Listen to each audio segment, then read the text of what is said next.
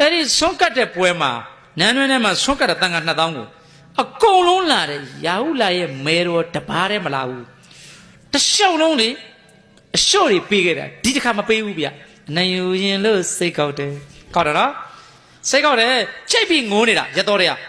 သခင်မဗျာသခင်မဗျာနန်းဆောင်ထဲမှာတန်ခါတော်2000နဲ့သခင်မရဲ့မောင်တော်တိတ်တတာမင်းသားမှာဖယားရှင်ဆွန့်ဖုံးဝေတဲ့ကြွပါကြွဘူးတဲ့နိုင်လူရင်လို့စိတ်ကောက်တယ်တဲ့လား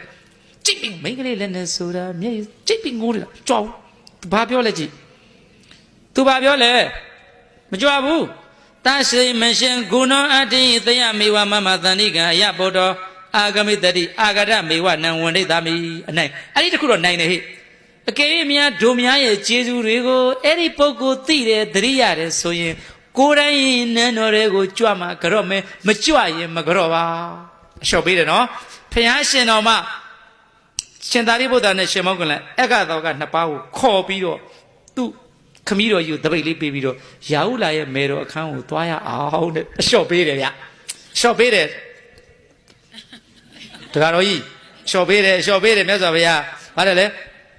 အဲ့ဒီမှာမြတ်စွာဘုရားနဲ့အက္ခသောကနှစ်ပါးအဲ့တော့အက္ခသောကနှစ်ပါးရဲ့ဘာကုလမထေရရဲ့ရတောရရဲ့တသင်္ချင်နဲ့ကဘာတသိန်းကိုပြန်သိနေတဲ့၄ဦးပဲရှိတယ်ကြံ့တယ်မသိဘူးသူတို့၄ဦးပဲရှိတယ်တသင်္ချင်နဲ့ကဘာတသိန်းပြန်အောင်မေ့နိုင်တယ်ကြံတဲ့လူတွေကမသိဘူးသာရဘိညာပတ္တရှိတဲ့ပုဂ္ဂိုလ်၄ဦးဒါသာသနာမှာ၄ဦးပဲရှိတယ်အဲ့ဒီမှာလဲရောက်ကုန်လွန်းတယ်လေအတင်းပြေးပြီးတော့သာဝေကိုင်ဝေကင်နဲ့သာတို့မျိုးသမီးသည်တို့ရာဟုလာမတာသည်ရသောရမျိုးသမီးသည်ဝေကေနအတင်းပြေးလာလို့အာဂန္တဝါကိုပကေသူခေတ္တဝခြေပမိုးတွေကိုပါနဲ့အဲ့လိုအဲ့ဒီမှာအမေတော်တန်လာက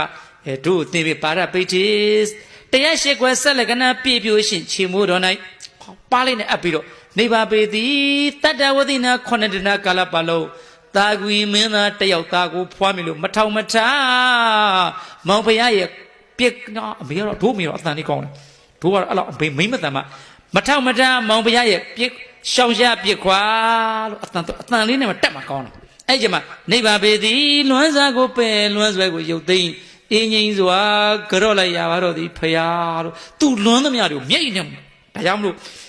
အလိုတော်ပြည့်ဆိုတဲ့ဖရားမှာခြေထောက်ကလေးဆင်းပြီးတော့နေတာအဲ့ဒီပုံစံပဲဗျရှာပမြန်မာပြည်မှာခြေထောက်လေးဆင်းပြီးတာရတော်တရားကပါးနဲ့အပ်ပြီးတော့မျက်ရည်တွေနဲ့သပင်နဲ့ပတ်ပြီးငိုတဲ့ပုံစံနောက်ကျတော့ဖုံးတော်ကြီးတွေကဖရားရှင်ရဲ့မျက်နှာမှာမိမကပါးနဲ့အပ်တာကြည့်မကောင်းဆိုရင်မိမရုပ်ကိုဖဲလိုက်တော့ခြေတော်ဆင်းတာလေးကျန်နေတာ